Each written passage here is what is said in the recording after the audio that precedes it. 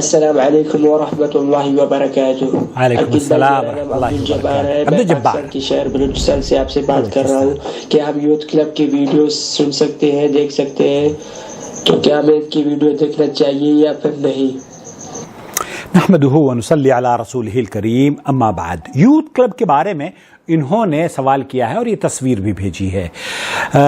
اس سے پہلے کہ میں آپ کی خدمت میں بھائی کے سوال کا جواب دوں، آپ سے دو درخواستیں ہیں۔ پہلی بات تو یہ کہ اگر آپ نے ہمارے چینل کو ابھی تک سبسکرائب نہیں کیا ہے تو پلیز سبسکرائب کر لیجئے، بیل آئیکن دبانے کے بعد آل نوٹیفیکیشن ضرور الاؤ کیجئے۔ اور دوسری درخواست یہ ہے کہ آپ کو میری رائے سے اختلاف کرنے کا کلی طور پر حق حاصل ہے، لیکن صرف اتنی سی التجا ہے کہ ادب اور شائستگی کو ملحوظ خاطر رکھتے ہوئے کمنٹ سیکشن میں یا آپ وائس میسج کے ذریعے ہمیں اپنے سوالات اور اپنی رائے کا اظہار کر سکتے ہیں۔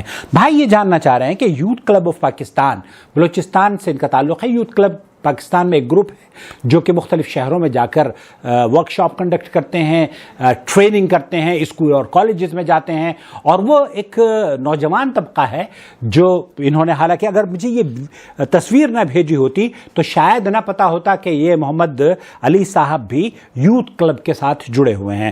محمد علی صاحب کا یہ پیغام ہے، ویک اپ او یوتھ۔ یوتھ کلب کے 7 لاکھ سے زیادہ سبسکرائبر ہیں۔ اللہ تعالیٰ بہرحال دین کی خدمت کے مزید کام لے ان لوگوں سے اور صحیح طور پر عمل کی اور دین کی نشر و اشاعت کی توفیق عطا فرمائے۔ لیکن میری آبزرویشن یہ ہے کہ ہمیں صرف ان لوگوں کو ان کی تقریریں سننی چاہیے جو کہ تھوڑی بہت بھی سوجھ بوجھ اور حق و باطل میں تمیز رکھتے ہیں، ان کو پتہ ہو کہ حق کیا ہے اور باطل کیا ہے۔ کیونکہ ان کی 2 ویڈیوز میں نے دیکھی اور ان کو میں نے اطلاع دے چکا لاسٹ ایئر، ان کو کہا تھا کہ جناب آپ نے جس انداز میں نبی کریم صلی اللہ علیہ وسلم پر بہتان باندھا ہے وہ غیر مناسب ہے، ایک عالم کی شایع نشان نہیں ہے، حالانکہ یہ عالم نہیں ہے، یہ موٹیویشنل اسپیکر ہیں۔ اب اگر موٹیویشنل اسپیکر بغیر تحقیق کوئی گفتگو کرتا ہے تو یہ تو جیسے کہتے ہیں نا کہ دل کا مصیبت، یہ تو بہت بڑی مصیبت ہے۔ خیر بہرحال گزشتہ شب ایک چینل ہے پاکستان میں ڈاکٹر حافظ محمد زبیر صاحب کا، اس پر اسی طرح کی گفتگو ہو رہی تھی، تو میں نے ایک جملہ وہاں پر کہا، وہی آپ کی خدمت میں پیش کروں گا کہ پاکستان میں یا چونکہ عالم اسلام میں آج کل گلوبلائزیشن کا دور ہے، جب کوئی چیز یوٹیوب پر آ جاتی ہے تو وہ اپنی ایکچوئل وہ اس کی نیشنلٹی پوری دنیا سے وہ مخاطب ہوتا ہے، تو جب وہ مخاطب پوری دنیا سے، اس کا تعلق ڈاکٹر زبیر صاحب کو، حافظ ڈاکٹر محمد زبیر صاحب کو ہندوستانی بھی دیکھتے ہیں اور پاکستانی بھی دیکھتے ہیں۔ میں نے ان سے کہا کہ آپ ایک تو پہلی بات تو یہ کہ آپ یہ جو سیاسی ہندو پاک کا کھیل ہے نا، اس کو کم از کم دین سے آپ دور رکھیں تو زیادہ مناسب رہے گا، کیونکہ ان کے فالوورز عجیب و غریب کمنٹ کر رہے تھے مجھ پر کہ جناب ہندوستان کے لوگ ہیں، پاکستان کے لوگ ہیں۔ ہم دیکھیے ہمارا تعلق اسلام سے ہے، اور جو ویڈیو ہم بناتے ہیں وہ صرف ہندوستان کے یا سعودی عرب کے مسلمانوں کے لیے نہیں ہے، بلکہ یہ ہر اس شخص کے لیے ہے جو اللہ اور اس کے رسول صلی اللہ علیہ وسلم پر ایمان رکھتا ہو اور مسلمان کہلاتا ہو، اس کی اصلاح کے لیے ہم جدوجہد کرتے ہیں۔ یوتھ کلب بھی میں سمجھتا ہوں کہ اسی مشن کو لے کر چل رہے ہیں، لیکن ان کے اندر کچھ غلطیاں پائی جاتی ہیں، جس 2 غلطیوں کی نشاندہی میں آج آپ کی خدمت میں کرنا چاہتا ہوں۔ تو ڈاکٹر زبیر صاحب سے میں گزارش کروں گا اگر میری آواز آپ تک پہنچے تو آپ اپنی چھبی خراب نہ ہونے دیں، اور ایسے لوگوں کو جو کہ بات کرنے کا جن کو سلیقہ نہ ہو انہیں کم از کم کمنٹس باکس میں اوٹ پٹانگ کی چیزیں آپ ایران کی توران کی ادھر ادھر کی بیان کرنے کی اگر اجازت دے دیں گے تو آپ کی امیج اور آپ کی شخصیت مجروح ہو جائے گی۔ آپ کا تعلق ایک بڑے گھرانے سے ہے اور علمی گھرانے سے آپ کا تعلق ہے، اور مجھے امید ہے کہ آپ اس کی لاج رکھیں گے۔ اب میں چلتا ہوں یوتھ کلب کی جانب۔ دراصل یوتھ کلب کی جو شخصیت میرے سامنے اس وقت ڈاکٹر محمد علی صاحب کی تصویر بھیجی گئی ہے. محمد علی صاحب نے اپنی ایک ویڈیو میں 2 قصے ذکر کیے ہیں اور دونوں جھوٹے قصے ہیں. ایک حضرت عمر فاروق پر بہتان ہے, دوسرا نبی کریم صلی اللہ علیہ وسلم کے اوپر بہتان ہے. اور یہ بات یاد رکھ لیجئے, صحیح مسلم کی صحیح احادیث میں اللہ کے رسول صلی اللہ علیہ وسلم نے فرمایا ہے, من کذب علی متعمدا فلیتبوأ مقعدہ من النار. جو آدمی مجھ پر جھوٹ باندھتا ہو اس کا ٹھکانہ گویا کہ وہ اپنی سیٹ ریزرو کر رہا ہے جہنم میں. اللہ تعالیٰ آپ کو اور ہمیں اور بھائی محمد علی کو بھی اور یوتھ کلب کو بھی اللہ رب العالمین جہنم کی آگ سے ان کی گردنوں کو اللہ رب العالمین دور رکھے, آمین یا رب العالمین. اب ان کی جو غلطیاں ہیں وہ آپ کی خدمت میں اس لیے نہیں پیش کر رہا کہ آپ, اللہ گواہ ہے, انما نطعمکم لوجہ اللہ لا نريد منکم جزاء ولا شکورا. ایک صاحب نے لکھا کہ آپ تو جو یوٹیوب چلا رہے ہیں اس پہ تو آپ یہی بتا دیجئے ہمیں کیا غلطیاں ہیں. ارے میرے بھائی غلطی, میں نے کہا میں آپ کو یوٹیوب کے اپنے چینل کے ذریعے بتاؤں گا تاکہ میرے جو 2 لاکھ سبسکرائبر ہیں وہ واپس آ سکیں. بہرحال 2 جو جھوٹے قصے بھائی محمد علی صاحب نے گفتگو کیے ہیں وہ یہاں پر آپ تفصیل سے ان کی آواز بھی سن سکتے ہیں. آج میں آپ کی خدمت میں پہلا جو قصہ انہوں نے بیان کیا ہے حضرت عمر کا وہ یہ ہے کہ ان شابان اتا شابان, 2 نوجوان بچے ایک شخص کو پکڑ کر عمر فاروق رضی اللہ تعالیٰ عنہ کی خدمت میں لے کر حاضر ہوتے ہیں اور کہتے ہیں کہ اس شخص نے میرے والد کا قتل کیا ہے, اس کو قتل کیا جائے, ہمیں قصاص کا مطالبہ ہے. قصاص کا مطالبہ کرتے ہوئے انہوں نے اس شخص سے پوچھا, عمر فاروق نے, کہ کیا تم نے ان کے والد کو قتل کیا ہے؟ اس نے کہا جہاں میں نے قتل کیا ہے. ان کے والد جو تھے اونٹ کو لے کر میری زمین میں آ گئے, میں نے ان کو منع کیا, اس کے باوجود بھی وہ زبردستی اپنے اونٹ کو لے کر میرے زمین میں داخل ہو گئے. میں نے اٹھا کے پتھر مار دیا جس کی وجہ سے ان کی موت ہو گئی. عمر فاروق رضی اللہ تعالیٰ عنہ نے اس کا قصاص کرنے کا حکم دے دیا. اب یہ جو بچے ہیں 2 بچے, جب ان 2 پر قصاص جاری کیا جا رہا تھا تو وہ صاحب کہنے لگے جو بدو تھے کہ بھائی مجھے اللہ کے لیے 24 گھنٹے کی مہلت دے دی جائے, میں اپنے بچوں کو بے یار و مددگار چھوڑ کر آیا ہوں, ان کی مدد کروں گا, تھوڑی بات ان کا سامان ان کے لیے کچھ ارینجمنٹ کر کے آ جاتا ہوں.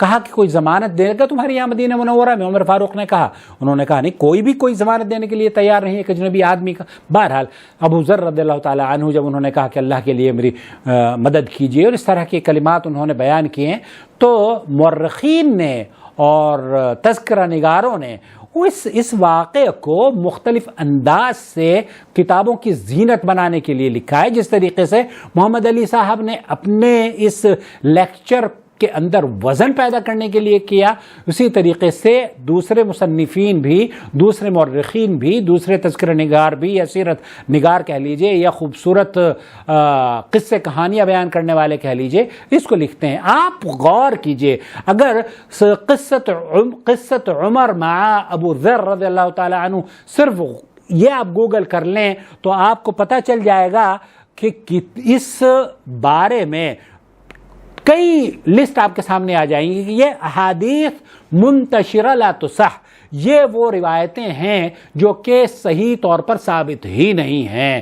تو وہ قصہ جس قصے میں نبی کریم صلی اللہ علیہ وسلم کے جلیل القدر صحابی حضرت عمر کی شخصیت کو غیر شعوری طور پر مجروح کیا, یہاں آپ ان کی زبانی سن سکتے ہیں. دوسری جو جھوٹی روایت صحیح مسلم کا آپ نے اکثر سنی ہوگی, میں آپ کو اگر اللہ نہ کرے کہ کوئی اسٹرائک اس چینل پر آ جائے لیکن میں پھر بھی سنا دیتا ہوں.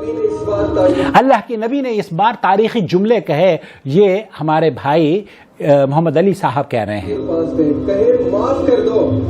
کسی شخص کو جب ظلم اور زیادتی اور تکلیفیں دی جا رہی ہوں تو اس کو معاف کر دینا چاہیے, اور اگر تمہاری عزت کم ہوتی ہے اسے معاف کرنے سے, اگر تمہاری عزت کم ہوتی ہے اسے معاف کرنے سے, تو محمد صلی اللہ علیہ وسلم, محمد رسول اللہ قیامت والے دن تمہیں وہ عزت دلواؤں گا, تو میں محمد صلی اللہ علیہ وسلم تمہیں قیامت والے دن یہ عزت دلواؤں گا. اب آپ اندازہ کیجئے جب آپ نبی کریم صلی اللہ علیہ وسلم کا نام نامی اور یہ سنتے ہیں حدیث تو کتنی خوشی ہوتی ہوگی.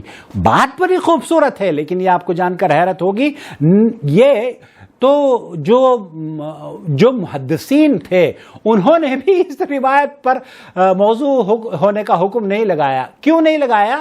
کہ یہ تو امام ابن جوزی رحمۃ اللہ علیہ کے دور میں بھی نہیں گھڑی گئی تھی, یہ تو آج کی من گھڑت کہانی ہے. تو اس طرح کے جو جھوٹے واقعات ہیں نبی کریم صلی اللہ علیہ وسلم, اور یہ آپ اندازہ کیجئے طوفان بدتمیزی سوشل میڈیا کی, اس کو کہا جاتا ہے کہ صحیح مسلم کی یہ روایت ہے اور حدیث نمبر تک کے وہ لکھ دیتے ہیں. اب آپ کو یہ جان کر بڑی حیرت ہوگی کہ محمد علی صاحب یوتھ کلب کے جو ممبر ہیں وہ جس روایت کو پیش کر رہے ہیں, حدیث کی کسی کتاب میں نہیں ملتی یہ الفاظ کہ نبی کریم صلی اللہ علیہ وسلم نے کہا ہے کہ معاف کرنے سے اگر تمہاری عزت میں کمی ہوتی ہو تو میں محمد صلی اللہ علیہ وسلم اس بات کا وعدہ کرتا ہوں کہ قیامت کے دن میں تمہیں وہ عزت واپس کرواؤں گا. اب آپ اندازہ کیجئے.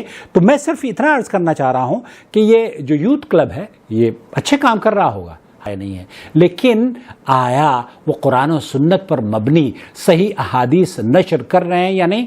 میں یہ سمجھتا ہوں کہ کہیں نہ کہیں بیلنس میں کچھ غلطیاں ہیں اور افراط و تفریط کا یہ لوگ شکار ہیں. کیوں شکار ہیں؟